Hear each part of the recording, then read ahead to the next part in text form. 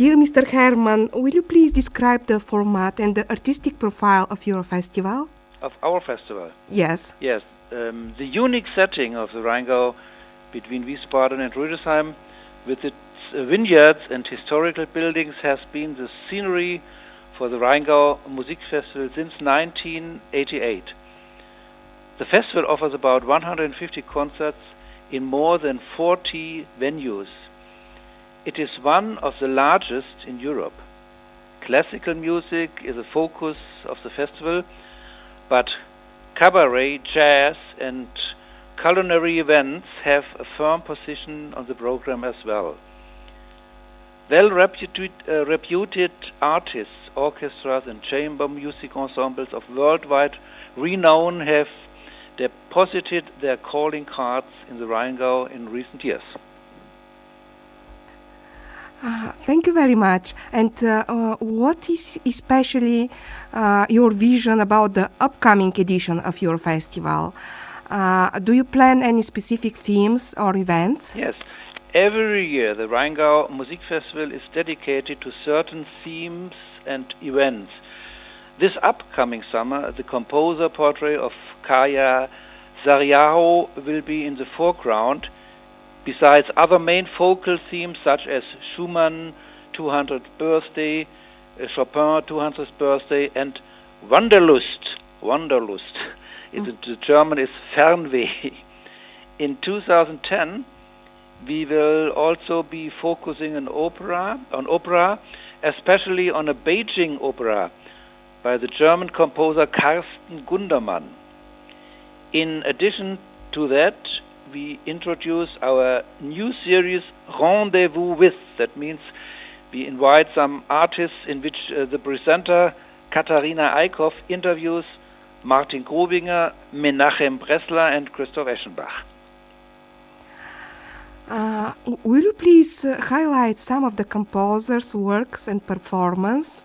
And it is very interesting for our audience if you have featured any Bulgarian performers or works in your festival. Yes. So far, the Rheingau Musik Festival has featured only one artist of Bulgarian origin, Veselina Kazarova, yes, in 2008.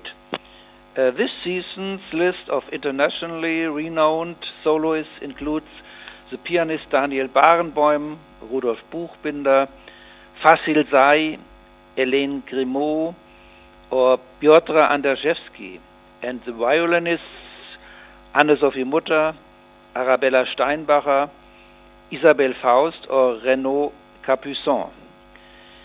Besides Diana Dambrau and Camilla Tilling, the singers, Ian Bostridge, Thomas Hempson, and Philip Jaruski will be at the center of vocal music.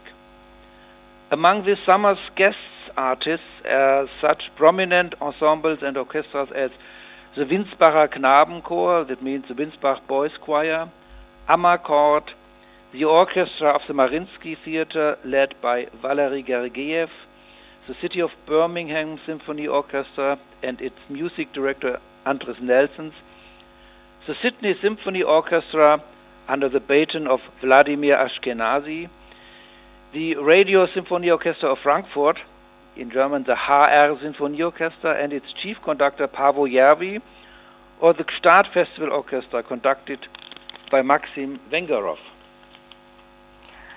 Oh, it's very ambitious and very nice program, and it would be very interesting for Bulgarians to know what happens at your festival.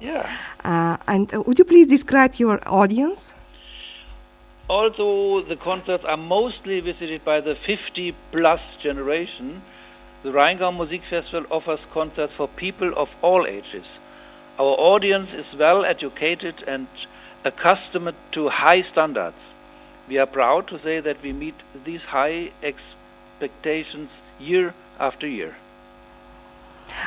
Do you have many young people in your audience? We have also a lot of young persons, especially for the jazz concerts.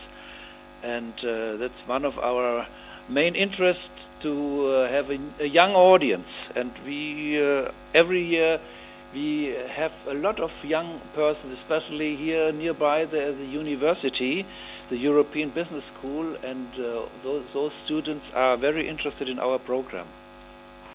And how do you collaborate with the media?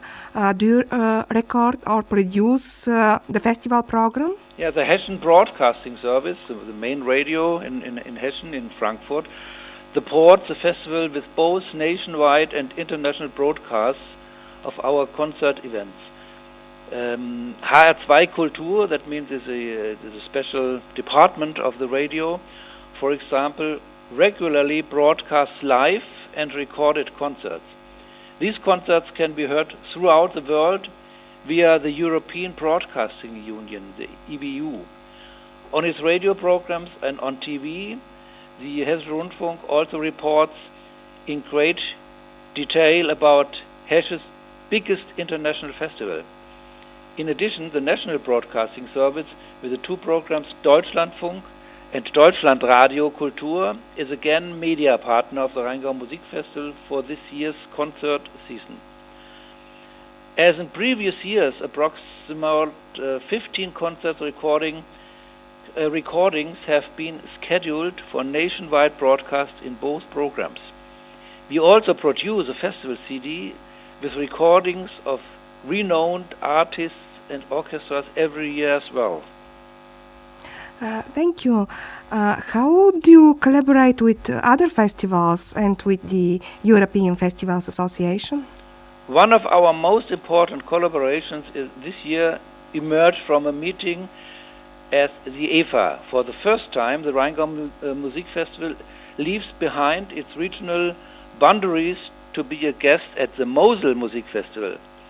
For a whole day, the concert guests of the Rheingau Musik Festival will take part in a finely tuned program at the Mosel.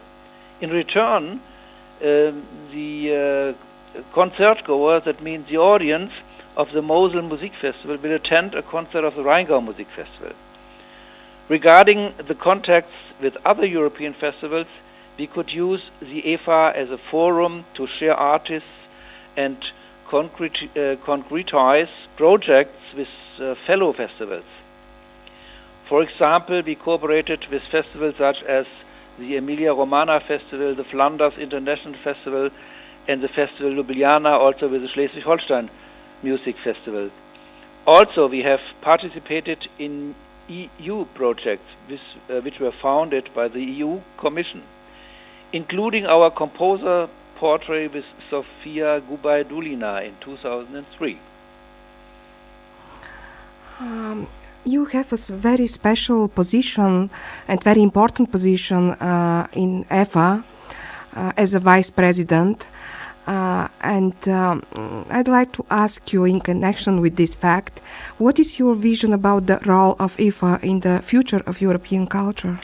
As an umbrella organization for various music festivals in Europe, the EFA is an important instrument of cultural understanding and approach, especially after the opening up of Europe towards the East.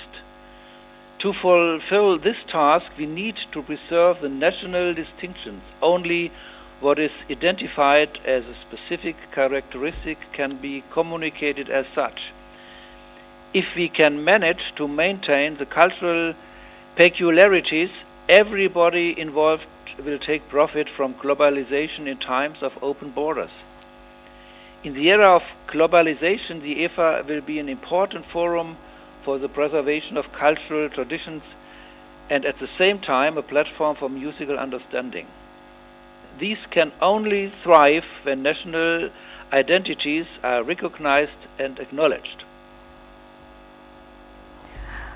Thank you very much, Mr. Herman. I'd like to wish a great success in your festival and hope to have a chance to collaborate with your festival in the future. Yeah. All the best. Thank you very much. Bye-bye. Bye-bye.